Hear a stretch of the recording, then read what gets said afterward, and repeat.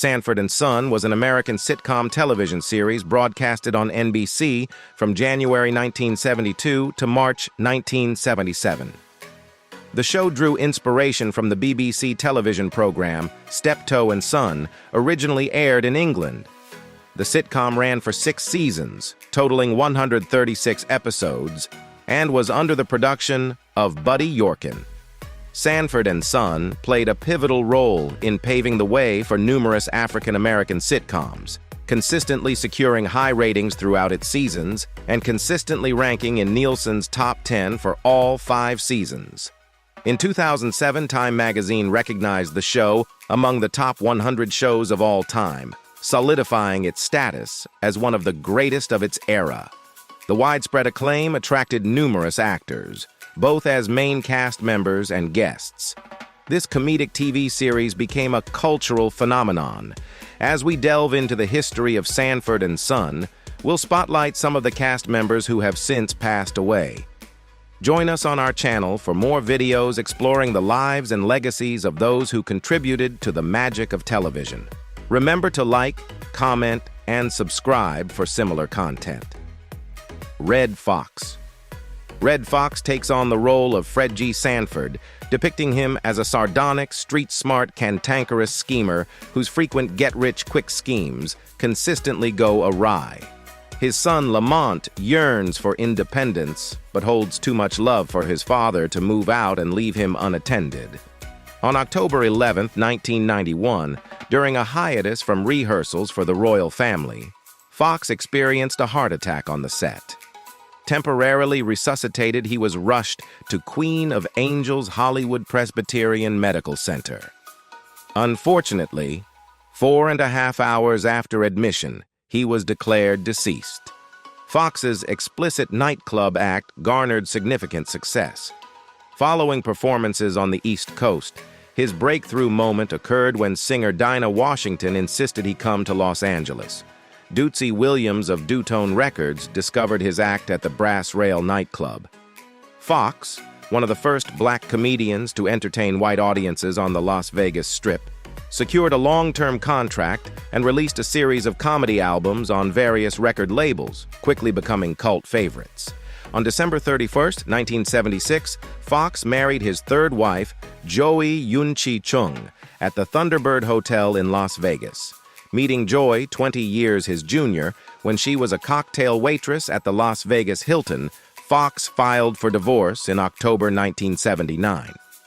She responded with her divorce suit, accusing him of cruelty.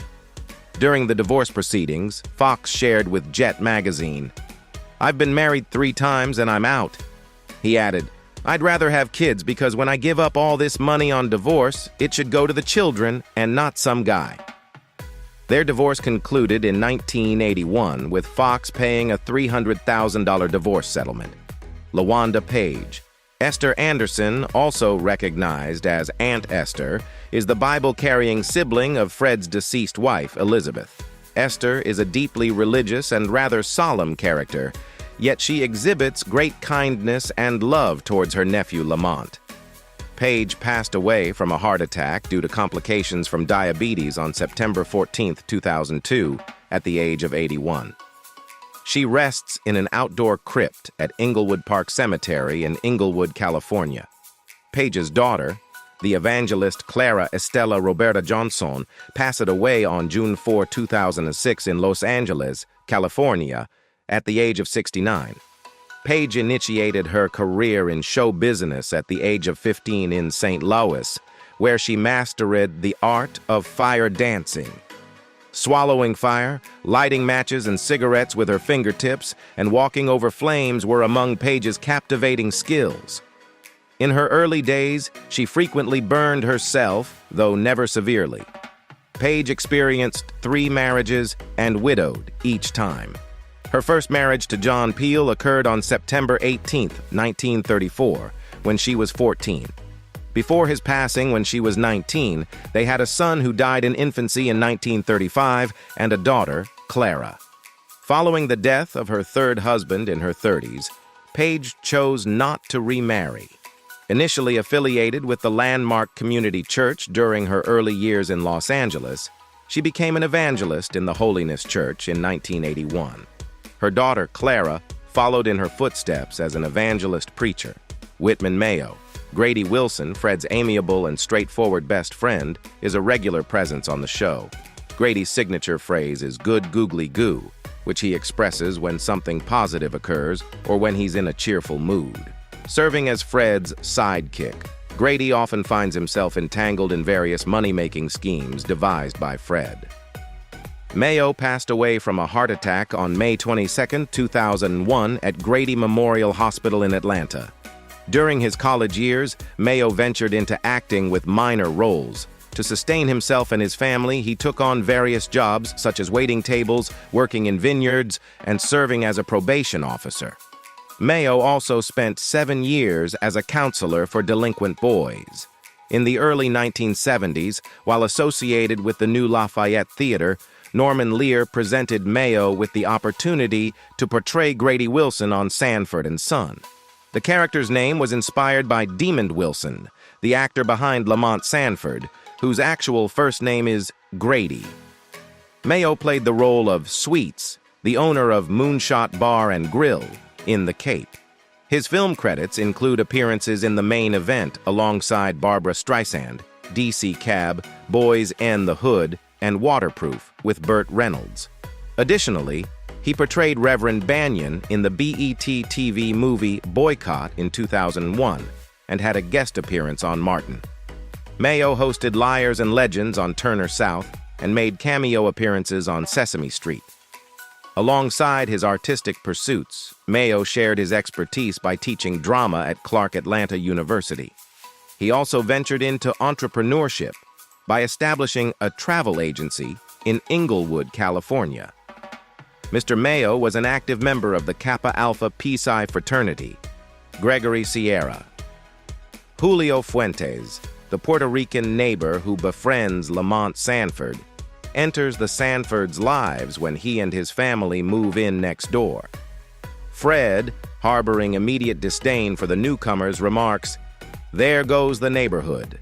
Sierra, of Puerto Rican descent, tied the knot with Eileen DeFelita in 1969. However, they divorced in 1972. In 1976, Sierra exchanged vows with Susan Pollock, and their union endured until her tragic suicide in 1978. Residing in Laguna Woods, California, Sierra spent his later years with his wife, Helen Tabor. On January 4, 2021, Sierra passed away after bravely battling stomach and liver cancer, just 3 weeks shy of his 84th birthday. Gregory Joseph. Sierra was born on January 25, 1937, in Manhattan. Raised in Spanish Harlem by an aunt due to his parents' absence, Sierra, after serving in the Air Force, stumbled upon an acting school audition in Manhattan while supporting a friend. Despite his initial intent, Sierra's improvisational skills led to his admission, marking the start of his acting journey. Sierra initiated his career on the stage, touring with the National Shakespeare Company. In 1967, he portrayed the Duke of Austria in King John at the New York Shakespeare Festival. Relocating to Los Angeles in the late 1960s, Sierra ventured into film and television. Notably, in 1992, he portrayed drug dealer Felix Barbosa in the Bill Duke-directed film Deep Cover, sharing the screen with Lawrence Fishburne and Jeff Goldblum. Sierra also made an appearance in the comedy sequel Honey, I Blew Up the Kid. Nathaniel Taylor. Rollo Larson, Lamont's closest companion, often faces Fred's disrespectful comments, with Fred frequently insinuating that Rollo has a criminal background due to his past time in jail. When Rollo attempted to introduce Lamont to his African cultural heritage, Fred dismissed it as a potential scam, remarking, if there was money to be made, Rollo would become an Eskimo. On February 23, 2019, Taylor was urgently taken to Ronald Reagan UCLA Medical Center after experiencing a heart attack. Unfortunately, he succumbed to complications from the heart attack on February 27, 2019. Taylor, born on March 31, 1938 in St. Louis, Missouri, grew up with 2 brothers, Richard and Eugene, and 3 sisters, Betty, Mary, and Rose. Before pursuing an acting career, Taylor worked as an electrician at the Performing Arts Society of Los Angeles, PASLA. Larry Clark, his mentor, encouraged him to audition for a role after a brief reading session. Sent down to Red Fox's room, they bonded over their shared hometown, St. Louis. Fox promptly offered Taylor the role that would become Rollo Lawson. Taylor maintained friendships with actor Rocco Carrega, hip-hop promoter Alonzo Williams, and producer Darius Owens of North Carolina. He was married to Loretta until his passing, and together they had 2 children. Additionally, Taylor had 5 children from a previous marriage to Bernice Gordon Taylor. Following his acting career, Taylor established a performing arts studio for aspiring young actors, Raymond Allen. Raymond Allen portrayed Woodrow "Woody" Anderson, simultaneously taking on the role of Ned the Wino on Good Times. In August 2020, Allen passed away in California at the age of 91 due to respiratory illness, as confirmed by his daughter, Taronce Allen, on her Facebook page. Allen gained recognition for his television appearances in the 1970s. Notably, he had recurring roles as Ned the Wino on Good Times, Woodrow "Woody" Anderson, Aunt Esther's husband, on the NBC sitcom Sanford and Son, and Mechanic Murley, the Earl on Starsky and Hutch. He reprised his character as Uncle Woody Anderson in the Sanford and Son spin-off, The Sanford Arms. Allen also made guest appearances on The Jeffersons' What's Happening, The Love Boat, and the film Wattstax. Although he hadn't taken on any acting roles since 1985, with his final appearance in the television film Gus Brown and Midnight Brewster, Allen continued to engage in public appearances where he shared insights, spoke, and signed autographs. His MySpace page mentioned his retirement from acting due to health issues. Allen was married to Barbara Williams from 1963 to 1977, and they had 3 children, daughters Taronce Allen and Brenda Allen, as well as son Raymond Gilmore Allen Jr. Pat Morita. Ah Chu, portrayed by Pat Morita, is a Chinese-American and, in one episode, a Japanese-American companion of Lamont, constantly subjected to belittlement by Fred through a barrage of cliched Oriental jokes. Fred's insults directed at Ah Chu are relentless. Morita passed away on November 24, 2005, at his residence in Las Vegas, Nevada, succumbing to kidney failure following a urinary tract and gallbladder infection. He was 73 years old. Morita grappled with alcoholism throughout his life. Born on June 28, 1932, in Ileton, California, Morita was the child of Japanese immigrant parents. His father, Tamaru, arrived in California from Kumamoto Prefecture on the Japanese island of Kyushu in 1915. Tamaru's wife, Momoi, immigrated to California in 1913. Noriyuki, given the name Pat, had an older brother named Hideo, Harry, 12 years his senior. Morita headlined 2 television series. In 1976, he took on the role of inventor Taro Takahashi in his own show, Mr. T and Tina, marking the first Asian-American sitcom on network TV. ABC placed the sitcom on Saturday nights, but it faced a swift cancellation after just a month in the fall of 1976. Morita also starred in the ABC detective show O'Hara, 1987-1988, which met its end after 2 seasons due to poor ratings. He humorously parodied his iconic Mr. Miyagi role in a series of commercials for Colgate toothpaste, portraying the white-clad wisdom tooth and endorsing Colgate as the wise choice. Morita made a cameo appearance in the 2001 Alien Ant Farm music video Movies, playfully referencing his role in The Karate Kid. Don Bexley, portraying Bubba Bexley, stands as another of Fred's recurring friends, sharing the role of Fred's best friend with Grady. Bubba is recognized for his contagious belly laugh and genial disposition, often serving as the straight man to set up punchlines for Fred. His boisterous greeting of "Hey Fred" consistently irritates Fred and Lamont. Bexley passed away on April 15, 1997, succumbing to heart and kidney failure at Hampton Centara Hospital. At the time of his demise, he was 87 years old. Left to cherish his memory are his wife Sally Beckley, daughters Donna and Stacy's Marie, grandchildren, great-grandchildren, nieces, and nephews. Beckley's birthplace is noted as either Jamestown, Virginia, or Detroit, Michigan, to Mr. and Mrs. Thomas Beckley. His father, a Bible scholar and teacher, and his mother, a classical vocalist, welcomed a son who declared in 1983, "I was born with a flair for the stage, as I had always been a clown, even during early adolescence."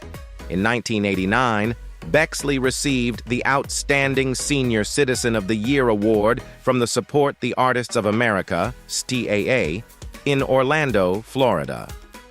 Settling in Hampton, Virginia during the 1990s, previously residing in the San Fernando Valley, Beckley remained remarkably active, consistently developing new ideas for shows and live performances. Beckley continued to make personal appearances and autograph signings, participating in events like the Newmarket Fair Day Talent Show in September 1996 and the Aberdeen Athletic Association in June 1996. One of his later autograph sessions took place at the NASA Langley Research Center's Black History Program in February 1997. Engaging in such activities contributed to his enduring vitality. Marlene Clark. Marlene Clark, portraying Janet Lawson, enters as a divorcee. Lamont initiates a relationship with in the 5th season. Janet, accompanied by her young son Roger, Edward Crawford, makes occasional appearances until her split with Lamont in the 6th and final season, prompted by the return of Janet's ex-husband. Clark passed away on May 18, 2023, coinciding with the same day as her Slaughter co-star, Jim Brown. She reached the age of 85. Born on December 19, 1937, in either New York City or Los Angeles, Clark grew up in the Harlem section of New York. Prior to her venture into acting, Clark pursued a career as a fashion model. Among the films in which Clark graced the screen during the 1960s are For Love of Ivy, 1968, starring Sidney Poitier and Putney Swope, 1969, directed by Robert Downey Sr. Clark also contributed to Hal Ashby's directorial debut, The Landlord, 1970. Bill Gunn, the screenwriter of The Landlord, subsequently cast her in his unreleased film Stop, 1970. Clark shared the screen with Jim Brown and Stella Stevens in Slaughter, 1972. In the same year, she also played a role in Night of the Cobra Woman, 1972. In 1968, Clark entered matrimony with Billy D. Williams in Hawaii. She assumed the role of stepmother to Corey, Williams's son from his initial marriage. Unfortunately, their marriage endured only 3 years, culminating in an official divorce in 1971. In a 2000 interview, Clark recounted a harrowing incident, sharing that she nearly faced assault while filming a scene for Black Mamba. Slappy White. Melvin, an aged pal of Fred's making appearances in the initial season and a single episode in the 2nd season, passed away due to a heart attack at his residence in Brigantine, New Jersey. This unfortunate event occurred a mere 38 days following the demise of his longtime friend, George Kirby. At the time of his passing, White, in the midst of transitioning from Los Angeles to New Jersey, was on the verge of retiring from his acting career. White, who had no offspring from either of his marriages, had laid the groundwork for his retirement. Embarking on his professional journey as a dancer, White took a comedic turn in 1940 when he teamed up with a fellow hoofer in the Two Zephyrs to fill the void left by a deceased member. The duo, comprised of White and his partner Clarence Shelley, gained exposure on the Major Beau's Amateur Hour, sustaining their collaboration for over 4 years. During this period, they shared stages with luminaries such as Lionel Hampton, Count Basie, Duke Ellington, and many more. In later years, White found prominence through his participation in the Friars Club roasts, where he shared the stage with fellow comedians like Milton Berle, Jackie Vernon, Pat Buttram, and Dick Shawn. Posthumously, White experienced a modest resurgence, thanks to bootleg recordings of Friars Club, roasts circulating through comedy record outlets. Notably, his moniker found mention in a Seinfeld episode titled The Money, where Seinfeld appropriates Slappy White as his own name. Before we say goodbye, let me express our deepest gratitude. Thank you for being a part of our community. Your support fuels our passion for creating content that brings joy and nostalgia. And if you haven't already, make sure to subscribe to our channel and ring that notification bell so you never miss out on our future content. We have more exciting videos lined up, exploring the rich tapestry of television history, so stay tuned.